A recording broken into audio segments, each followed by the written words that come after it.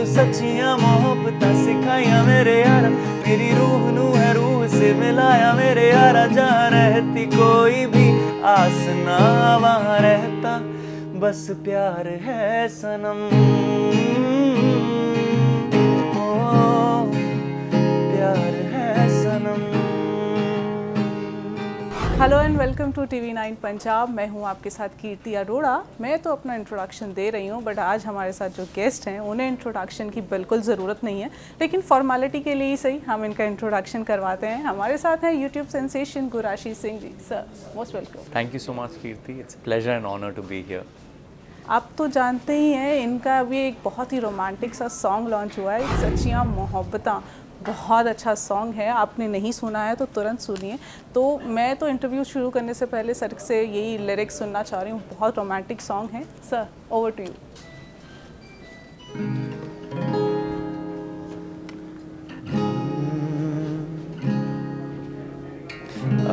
गाने से पहले मैं एक छोटा सा इंट्रोडक्शन दूंगा गाने का। So Sachiyan Mohabbatan is basically true love and I think हम डीप डाउन ये रियलाइज़ करते हैं कि सच्ची मोहब्बत शायद वही है जिसमें कोई भी चाह नहीं है, कुछ भी पाने की चाह नहीं है किसी से, सिर्फ आप देना चाहते हो। सो उसी के ऊपर ये गाना है।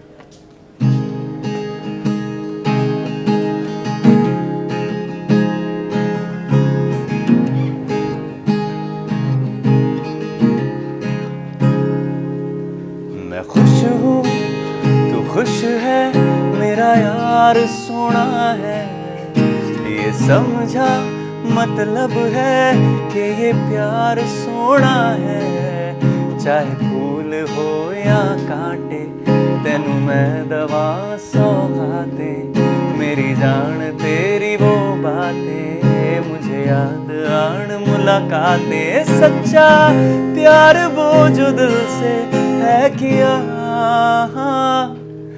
मैनू सच्चियां मोहब्बतां सिखाइयां मेरे यारा, मेरी रूह नू है रूह से मिलाया मेरे यारा, जहाँ रहती कोई भी चाहना वहाँ रहता बस प्यार है।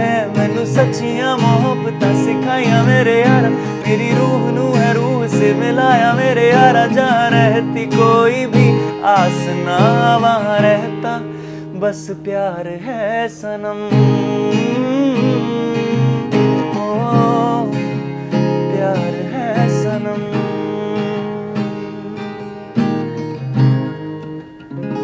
सुपर हिट सॉन्ग है सर, और मैं सच में विश करती हूँ ये सुपर डुपर हिट हो और मिलियन ट्रिलियन में जाए। Thank you so much. Gurashish ji, इसमें फीमेल वॉइस आकृति कक्कड़, Yes. कैसे कोलैबोरेशन हुआ, कैसी आकृति कक्कड़ के साथ ये सब हुआ? वेल पहले ये गाना एक सिर्फ मेल पर्सपेक्टिव से मैंने लिखा था, सिर्फ एक ही तरफा कॉन्वर्सेशन था, एंड उसको स्लोली जब डेवलप किया आइडिया को, तो सोचा कि यार एक फ़ीमेल का भी इसमें ख़यालात आने चाहिए कि जब एक क्या चल रहा है उनके माइंड में उस टाइम क्या चल रहा है। तो तभी कुछ लिरिक्स ऐसे निकले थे, एंड आई थॉट कि आकृति will be very good voice, and मैंने उन्हें फ़ोन किया, इन्होंने गाना भेजा ये, and she was very sweet, and उन्होंने कहा कि यार गाना बहुत अच्छा है, मैं ये करूँगी।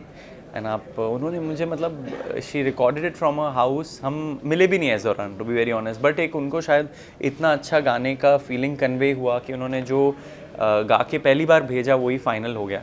नो चेंज इन इट, बिल्कुल भी चेंज नहीं करना पड़ा, एक स्टैंजा एक पैराग्राफ भी। शी संग इट सो ब्यूटीफुल, तो उनका पार्ट भी ज़रा मैं श्योर सर फिलहाल गाना चाहूँगा।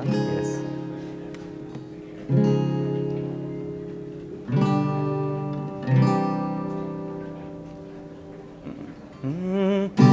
कितनी दफा यादों में ठहरी हुई रातों में, दिल है वो लम्हे ढूंढता है, मजबूर होकर दिल ये छुप छुप के रो कर दिल ये भूले ना तुझको भूलता।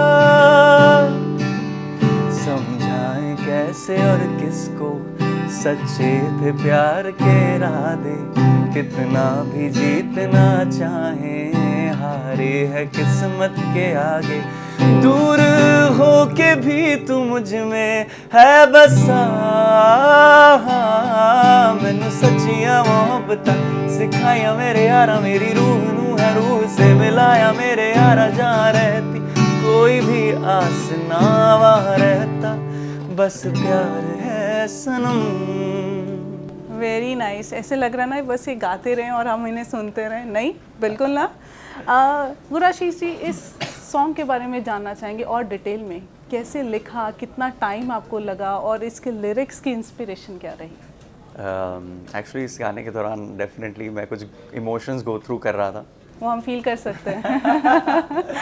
और इसीलिए मैंने ये बाद में ये एक मतलब शायरी कह लो या इसको एक गाने को डिफ़ाइन करने के लिए 4 लाइनें ये लिखी थी कि अब तक मोहब्बत जब भी की कुछ ना कुछ सीखा, जब भी दिल टूटा या जब भी प्यार हुआ और चीज़ें वर्कआउट नहीं की तो कुछ ना कुछ सीखा। तो इस बार यही सीखा कि सच्चा प्यार वही है शायद जिसमें कोई चाह नहीं है, और जब चाह नहीं है तो वो मोहब्बत सच्ची है क्योंकि आप दूसरे इंसान के लिए भी हैप्पी हो, you are not sad because क्या पता हो इसमें उनके लिए अच्छा लिखा हो। राइट। सो इसी थॉट से मैं बहुत इंस्पायर हुआ एंड आई वाज जस्ट मतलब मैं उसी रात को, ये टाइम नहीं लगा मुझे ये फर्स्ट ड्राफ्ट बनाने में, इट वाज सो नेचुरल कि ये आधे घंटा लगा था मुझे। इट इज़ अ टैलेंट कि हाफ एन आवर में आपने इतना ब्यूटीफुल सॉन्ग लिख दिया सर। और आपके बाकी के सॉन्ग भी काफ़ी इंस्पिरेशन है, बहुत रोमांटिक है, तो उसको भी लिखने में स्ट्रगल किया, ये वो भी आधे घंटे का खेल रहा आपके लिए? नहीं, आई थिंक हर गाना डिफरेंट होता है। जैसे सच्चियाँ मोहब्बतां भी मैंने पहला हाफ लिख लिया था, बट उसके बाद जबकि फीमेल का ये अंतरा इसमें डालना था तो मैंने विदुर को फ़ोन किया था। विदुर उस टाइम बॉम्बे आया था। Vidur is the lyricist on the song with me, Vidur Anand. And Vidur और मैं बस हमने 2 दिन साथ में स्पेंड किए थे, तो वो 2 दिन में हमने काफ़ी चीज़ें वर्कआउट की और फिर सच्चियाँ मोहब्बतां फाइनल हुआ।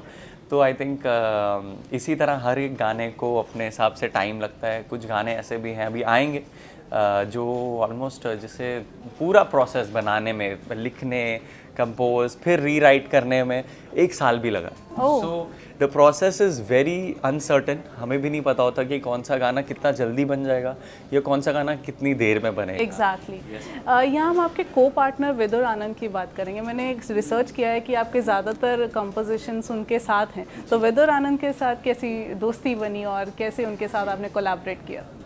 सो बेसिकली मेरा पहला गाना विदुर के साथ आया था, तुम जहाँ रहो, तुम जहाँ रहो।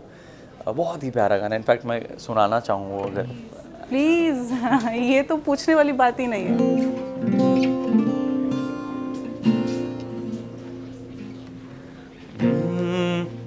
आँखों की आँखों से ये बातें कितनी है हंसी, बहकी हवाओं ने भी ये माना है, कह दूं या चुप मैं रहूं कि तुम लगती हो कितनी हंसी, बहकी हवाओं ने भी ये माना है। ओ कहाँ हो तुम, ओ दुआ हो तुम जहाँ जहाँ रहो मैं साथ हूँ, तेरे ही साथ साथ मेरा है सुकून, तुझे पा लिया तो कुछ भी चाहूँ ना, तेरे ही दिल से दिल की बातें मैं करूँ। So nice, very nice. तो विदुर आनंद जी, सो ये गाना विदुर के साथ मेरा पहला गाना था। हम कोई म्यूचुअल फ्रेंड्स के थ्रू मिले थे एंड उसे भी गाने लिखने और बनाने का बहुत शौक़ है एंड वो पहले एक एक्टर रह चुका है, तो आई थिंक उसने काफ़ी किरदार और वो चीज़ें अपने अंदर ली हैं जो भी उसने टीवीज़ एंड सीरीज़ में उसने एक्टिंग की है। तो हमने काफ़ी अच्छा बॉन्ड किया एंड गाने लिखना शुरू किया। ये नहीं सोचा कि ये गाने कैसे डालेंगे, कहाँ करेंगे, एंड आई थिंक बहुत ही एक नेचुरल सी जर्नी शुरू हो गई हम दोनों की, जहाँ पे मैं उससे रात के 12-1 बजे भी फ़ोन करके परेशान करता था कि विदुर अभी ये मेलोडी आ रही है यार, इसका क्या कर सकते हैं। So and he was very very enthusiastic, क्योंकि जब हम आप किसी क्रिएटिव पर्सन के साथ बैठते हो तो एक एनर्जी आपको फील होती है, जैसी आप एनर्जी चाहते हो, जब वहाँ से भी वही आइडियाज़ आते हैं तो कुछ बहुत अच्छा ही बनता है। एग्जैक्टली और गुराशीष जी, जैसे मैं आपकी जर्नी देखूं तो आपने ज़्यादातर स्टार्टिंग में मैशअप्स किए हैं, बहुत अच्छी मेलोडीज़ के साथ मैशअप, तो उसके एक लंबे टाइम का एक आपने गैप लिया और उसके बाद आप अपने ओरिजिनल वर्जन्स के साथ आए, तो बीच का गैप इतना ज़्यादा क्यों?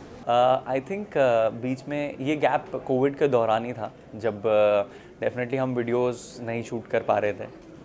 वो 1-1.5 साल काफ़ी सब घर पे ही बैठे थे and there was literally nothing to do. और मैशअप्स ऐसी चीज़ है कि मैं जब भी करता हूँ तो मैं चाहता हूँ कि बहुत विजुअल प्रेजेंटेशन के साथ आए। अगर आपने मेरे वीडियोस देखे होंगे Exactly. तो मेरा डेफिनेटली एक वीडियोस में भी काफ़ी क्रिएटिव कॉन्सेप्ट रहता था। एंड जब लॉकडाउन के दौरान ऐसा लगा कि नहीं, अभी मतलब मैशअप्स जो है हम नहीं कर पा रहे हैं, उस लेवल पे नहीं कर पा रहे हैं जहाँ करना चाह रहे हैं। एंड उसी दौरान मैं थोड़ा सा ओरिजिनल सॉन्ग राइटिंग की तरफ बहुत इंक्लाइन हो रहा था। मुझे मतलब ऐसा भी नहीं है कि मैं कुछ सोच के कर रहा था, इट वाज जस्ट दैट अगर मैं कहीं सोने जा रहा हूँ रात को तो कुछ ना कुछ धुन दिमाग में चल रही है। एंड ये एक्चुअली मैंने रियलाइज़ बाद में क्या, ये चीज़ ना जब आप एग्ज़ाम लिखने जाते हो, जैसे कि मतलब कोई बोर्ड एग्ज़ाम चल रहा है और उस टाइम मेरे दिमाग में एग्ज़ाम लिखते हुए कोई धुन चल रही है और मैं उस टाइम हम इग्नोर कर देते थे क्योंकि पढ़ाई का इतना प्रेशर होता था, ऐसा लगता था कि अरे नहीं, ये सब चीज़ें फालतू हैं, अभी सिर्फ और सिर्फ पढ़ाई पे फोकस करना है। बट मुझे फिर मैं अपनी जर्नी अगर रिकलेक्ट करता हूँ ना, तो मुझे यही ध्यान में आता है कि जब भी मैं कहीं ऐसे बस में लंबी जर्नी में कहीं जा रहा हूँ या जैसे मैंने बताया एग्ज़ाम्स के दौरान या कहीं, तो ये सारी एक कलेक्टिव प्रोसेस थी शायद, जो अंदर से ही सबकॉन्शियस में धुन आना ये लिखा था। And I believe in destiny. So I think ये एक टाइम था जहाँ पर लॉकडाउन ने वो अंदर का एक कहीं ना कहीं क्रिएटिव आर्टिस्ट जगाया, जहाँ पे हमारे पास टाइम था, वरना हम शोज़ के लिए बिजी होते हैं, ट्रैवल करते हैं। तो उस ट्रैवल के दौरान आप डेफिनेटली आपका एनर्जी ऐसा होता है कि आप नहीं फोकस कर सकते कुछ नया बनाने के लिए। लॉकडाउन में मुझे बहुत अच्छा टाइम मिला एक अपने खुद के साथ स्पेंड करने के लिए, तो बहुत सारे गाने बने हैं इनफैक्ट, और अभी ये बैक टू बैक रिलीज। हाँ, वो हम एंजॉय कर रहे हैं गुराशीष जी। गुराशीष जी, जैसे अभी आपने बताया कि माइंड डिसअट्रैक्ट होता था पढ़ते हुए, तो आपने स्टडी वाइज इंजीनियर की स्टडी की थी, तो कभी हुआ ऐसा कि आप पढ़ रहे हैं और किसी फॉर्मूलाज को या किसी स्टांजा को आप म्यूज़िक बनाते बनाते लर्न कर रहे हैं, उसे राइट कर रहे हैं, लाइक आपके कुछ स्टांजा है, कुछ फॉर्मूला है, उसको आपने अपनी कॉम्पोजिशन बना के लर्न किया हो? इंटेलिजेंट स्टूडेंट्स की वैसे कदर होती है। वेल मेरे लिए ना, मैं डेफिनेटली मैं पढ़ाई में बहुत ही रुचि रखता था, मुझे पढ़ना बहुत अच्छा लगता था। बट ये है कि लोग कहते हैं कि आप म्यूज़िक के साथ पढ़ सकते हो, मेरे साथ ये बिल्कुल भी नहीं था। आई थिंक जो लोग मेरे साथ हैं उनको पता है कि अगर म्यूज़िक चलता है ना तो मैं फोकस ही नहीं कर पाता हूँ किसी और चीज़ पे, एंड फिर मेरा ध्यान एकदम उस धुन पे या उस चीज़ पे ही रहता है। तो मेरे लिए पढ़ाई और म्यूज़िक कभी साथ में नहीं जाते थे, या पढ़ाई या म्यूज़िक। मैं म्यूज़िक लगाऊं तो मैं पढ़ नहीं सकता, तो या तो मेरा माइंड उसी तरफ डाइवर्ट था, तो मुझे म्यूज़िक बंद करना पड़ता था क्योंकि शायद इतनी इंक्लिनेशन होती थी म्यूज़िक। तो आप अपने आप को कैसे कंसंट्रेट कर पाते थे? लाइक मैं आपको जैसे सुनती हूँ, आपका पूरा फोकस हमेशा म्यूज़िक पे रहा है, और कैसे पढ़ाई पे फोकस रहता था उस टाइम पे? फैमिली प्रेशर रहता होगा, अरे पढ़ लो एंड ऑल। यस उस टाइम एक्चुअली मैं यूके में था, तो उस दौरान मैंने काफ़ी म्यूज़िक सुना भी, क्योंकि वहाँ पे western pop artist like Ed Sheeran, Charlie Puth and maroon 5, तो मैं उस टाइम पे बहुत ही मतलब बहुत शौक से सुनता था इन आर्टिस्ट को। एंड उस दौरान पढ़ाई पे फोकस ज़्यादा था, डेफिनेटली आई वोंट लाई, मैं म्यूज़िक नहीं कर पा रहा था। तब ऐसी सिचुएशन थी कि मैं चाह कर भी म्यूज़िक नहीं कर पा रहा था। हाँ, ये ज़रूर है कि मैंने सेकेंड ईयर में, मेरे यूनिवर्सिटी के सेकेंड ईयर में टीन स्टार यूके करके एक वहाँ पे सिंगिंग कंपटीशन था, नेशनल कंपटीशन, एंड वहाँ पर मैंने पार्ट लिया था and I was the only Indian in that show. तो वो शो में मैं सेमीफाइनल्स तक पहुँचा था उस शो के। एंड मुझे पता है कि मेरा नेक्स्ट डे थर्मोडायनेमिक्स का एग्ज़ाम था एंड मैं ब्रिस्टल में मेरी यूनिवर्सिटी थी, एंड ये हमारा मतलब हम टूर करने लग गए थे, जैसे कि एक राउंड कार्डिफ में हुआ, एक मैनचेस्टर में, न्यू कासल, तो ऐसे लाइव ऑडियंस के साथ टूरिंग होती थी। बहुत ही फैसिनेटिंग, एज अ टीनेजर मेरे लिए 1000 लोगों के सामने गाना, यूके में लाइव ऑडियंस, लाइव जजेस, तो वो एक्सपीरियंस बहुत ही अमेजिंग था। बट उस दौरान जब मेरे एग्ज़ाम सर पे थे और वो चीज़ मैनेज करना, माय गॉड, वो बहुत मतलब मुझे याद है कि एक सेमीफाइनल्स में मैं इसलिए आउट हुआ था क्योंकि मेरा गला सूख गया था इस टेंशन में कि मैं स्टेज पे क्या गाऊंगा, ये नहीं अगले दिन एग्ज़ाम में क्या लिखूंगा। तो अगले दिन जो एग्ज़ाम हुआ था उसका रिजल्ट कैसा था, मैं ये जानना चाहूँगी। आई थिंक उस ईयर मेरे रिजल्ट्स डेफिनेटली ड्रॉप हुए थे क्योंकि मैंने जैसे बताया पढ़ाई और म्यूज़िक मेरे साथ में it's not possible for me. तो उस साल जब मतलब मेरे ग्रेड्स अफेक्ट हुए थे डेफिनेटली, बट फिर मैंने थर्ड ईयर मैंने म्यूज़िक बंद कर दिया और मैंने सिर्फ और सिर्फ पढ़ाई पे फोकस किया 1 साल and then. But at the certain time family के क्या रिएक्शन थे, लाइक कि म्यूज़िक बंद करो, बिल्कुल हाथ नहीं लगाना है। मेरे पापा बहुत स्ट्रिक्ट है इस मैटर में, नहीं करना है तो नहीं करना है। थैंकफुली मेरी फैमिली से सपोर्ट था डेफिनेटली, ऐसा वो डेफिनेटली उस चीज़ को समझते तो नहीं थे कि इन द सेंस कि इसमें क्या, एंड आई थिंक ये अगर हम इस चीज़ की बात करें तो इंडिया में या यूजुअली हमारे सोसाइटी में आर्ट को लेकर इतना बढ़ावा नहीं है अब तक, जो कि मैं चाहूँगा कि हो, बिकॉज जब मैं इस फील्ड में आया and thanks to digital media पता चला कि कितना स्कोप है as an artist on YouTube, just as a platform. आप घर पे अपने कन्वीनियंस के हिसाब से आप गाने डाल सकते हैं बना के, एग्जैक्टली है ना। सो ये चीज़ जब समझ में आई तो मुझे फील हुआ कि डेफिनेटली पेरेंट्स को भी पता चला कि इसमें कितना स्कोप है, एंड उनका ऐसा नहीं था, हमेशा से सपोर्ट बहुत भरपूर था। वो चाहते थे कि डेफिनेटली मैं वही चीज़ करूँ जिसमें मैं खुश हूँ। आपने एक डिफरेंट प्लेटफॉर्म चुना है गुराशी जी, यूट्यूब। ज़्यादातर सिंगर्स अप्रोच करते हैं बॉलीवुड जाएंगे, हम सीधा वहीं डेब्यू करेंगे, तो आपने एक डिफरेंट प्लेटफॉर्म चुना। तो हम जानना चाहेंगे अब बॉलीवुड में कब आप गाना शुरू करें, किस बॉलीवुड एक्टर के लिए आप गाएंगे सबसे पहले? Wow, I think that will really be a dream come true for me to sing for maybe for Shah Rukh sir. Oh my God, Shahrukh sir! So let's see how this goes. I'm really liking the journey. मुझे परवाह नहीं है कि result क्या है, but इस journey में इतना मज़ा आ रहा है, जब गाने अच्छे बन रहे हैं, लोगों को पसंद आ रहे हैं, तो आई एम श्योर कि वी विल रीच देयर। तो अगर गुराशीष जी को कभी एक्टिंग के लिए अप्रोच किया जाए तो गुराशीष जी एक्टिंग करेंगे? देखिए मैं एक्टर हूँ नहीं, बट क्योंकि मैं he has a good face ना, देखिए। क्या होता है कि जब आप गाने बनाते हैं तो आप उस किरदार को जीते हैं कहीं ना कहीं गाने के ज़रिए। तो जब आप उस गाने में इतना ढल जाते हैं तो कहीं ना कहीं आपका एक जो क्रिएटिव पार्ट है वो बहुत जुड़ जाता है उससे। एंड अगर आपको एक अच्छा डायरेक्टर मिले तो डेफिनेटली मैं म्यूज़िक वीडियोस के लिए बहुत रुचि रखता हूँ एक्टिंग में, क्योंकि मुझे लगता है कि मेरे गाने को मुझे निभाना है। तो वो एक प्रेशर भी होता है, मतलब क्योंकि मैं नॉन एक्टर हूँ, तो उस टाइम पर मैं डेफिनेटली डायरेक्टर के साथ बैठता हूँ कि मुझे अच्छा करना है, मुझे बताओ अब कैसे परफॉर्म करना है। एंड थैंकफुली कुछ अच्छे डायरेक्टर्स मिले हैं। देखिए, सिंगिंग वाइज तो आप ठीक है, आपने हाफ एन आवर में उसकी कॉम्पोजिशन कर ली। एक्टिंग करने में आपको कितनी लंबी क्लासेस लेनी पड़ती है? आई थिंक मैं बहुत ही इस चीज़ को लेके स्टार्ट में बहुत ही जैसे होता है ना परफेक्शनिस्ट था कि नहीं, अगर मेरा फेस स्क्रीन पे दिख रहा है तो I should know what I am doing, I should not be figuring out things on set. तो मैंने एक कोर्स किया था, माइजनर कोर्स ऑफ एक्टिंग, मतलब उसमें बहुत ही रियलिस्टिक तरीके से आपके इमोशंस को आपको निकलवाना सिखाते हैं। हालांकि हाँ, उसके बाद हम अगेन बिज़ी हो गए थे शोज़ करने में और उसमें, तो मैं अब जाकर एक ऐसे स्टेट पर हूँ जहाँ पे मैं नेचुरली डायरेक्टर के कमांड के अंदर रहता हूँ, मैं उससे बाहर नहीं। कभी ऐसा हुआ कि डायरेक्टर ने डांटा हो, अरे ऐसे नहीं, ऐसे करना था? बिल्कुल बिकॉज जब हम शूट के लिए जाते हैं तो क्या होता है कि टाइम कंस्ट्रेंट बहुत बड़ी चीज़ आ जाती है कि हमें ये प्रोजेक्ट को इस 24 आवर्स में ही फिनिश करना है, वरना प्रोडक्शन कॉस्ट डबल हो जाएंगे। एग्जैक्टली। तो उस टाइम पर डायरेक्टर की सुनना बहुत इंपॉर्टेंट है। तो और कभी कभी ऐसे सिनारियो होते हैं कि हम ऐसे एक्सटर्नल सर्कमस्टांसेस में है कि मेरे भी कंट्रोल में कुछ चीज़ें नहीं है, तो डायरेक्टर ऑलरेडी इतने हीटेड अप होते हैं ना कि एक गलती भी हो जाए तो वहाँ पे वो इनफ है उनकी डांट खाने के लिए। बट मैं रेडी रहता हूँ कि अगर वो बोल भी दें तो अच्छे के लिए बोल रहे हैं, तो मैं सुन के लेता हूँ कि आई डोंट से क्या रे ऐसा क्यों, क्योंकि वो उनका एक विजन है डायरेक्टर का, and I give him full liberty जब वो कोई भी प्रोजेक्ट कर रहे हैं। And I think with god's grace बहुत अच्छी चीज़ें ही निकल के आई हैं अब तक। और गुराशीष जी, अगर आपको मौका मिले तो आप किस बॉलीवुड एक्ट्रेस को अपने वीडियो एल्बम में लॉन्च करेंगे, किसके साथ काम करना पसंद करेंगे? आलिया भट्ट। आलिया भट्ट? गुड जोड़ी ना। तो आलिया भट्ट के लिए कुछ हो जाए। अच्छा, आलिया भट्ट आपकी फेवरेट एक्ट्रेस है, ये नोट कर लें। गुराशीष जी की फेवरेट एक्ट्रेस आलिया भट्ट है और फेवरेट एक्टर शाहरुख खान है ना। यस, तो आलिया भट्ट के लिए हम कुछ सुनना चाहेंगे।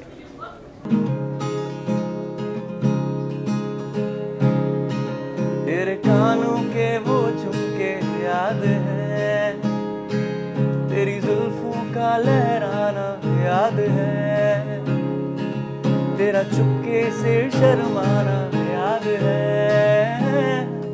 तेरा शर्मा के घबराना याद है, तुझे देखे मुझको हंस के हाय मैं मर जावा रज रज के, तुझे लग जावे नजर ना किसदी, कजरा रे नैना मेरे दिल का ले गए चैन वैन, कजरा रे नैना है आंखों आंखों में कह गए, कजरा रे नैना मेरे दिल का ले गए चैन ले गए,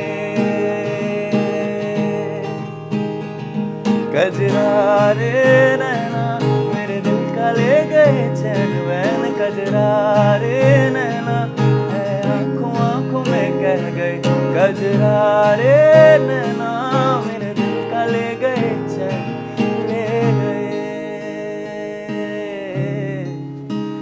ले गए।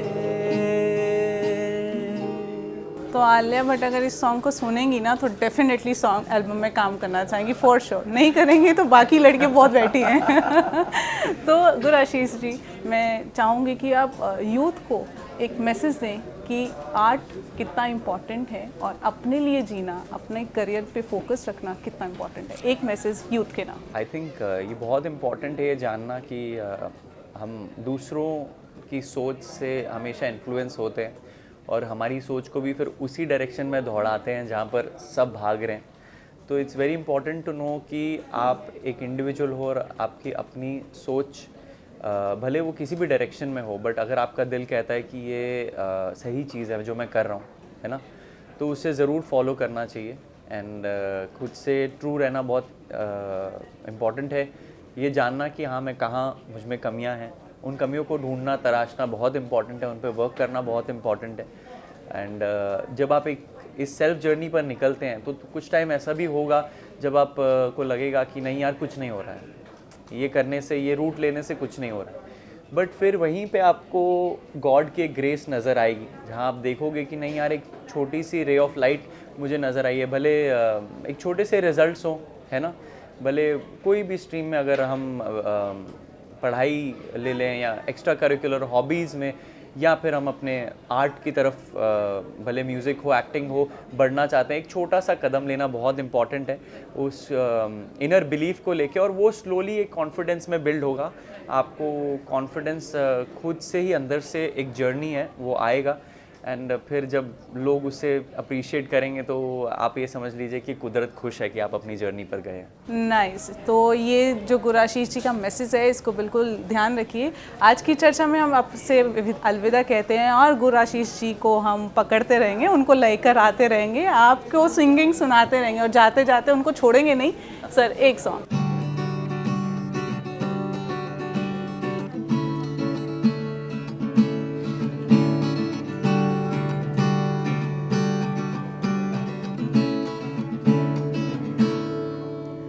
क्यों रातों को नींद न आए बता, क्यों हंसता है मुझ पे तू करके खता, क्यों दिखता नहीं दिल को कोई भी तेरे सिवा, मैं जानू ना क्यों मेरा है जो भी वो तेरा हुआ, क्यों हंसता तुझे देख के मन मेरा, क्यों इन धड़कनों में बसा है तू ही हर दफा, मैं जानू ना तू मेरा मैं तेरा क्यों होने लगा ये बता, तू मेरा मैं तेरा क्यों होने लगा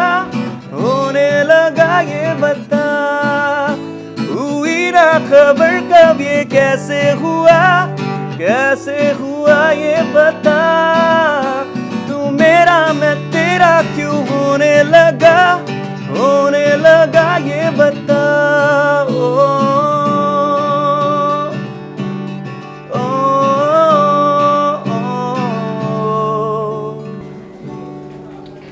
आपको इस सॉन्ग के साथ छोड़ते चले जाते हैं। इस वीडियो को लाइक, कमेंट और शेयर करना बिल्कुल ना भूलें। Thank you so much.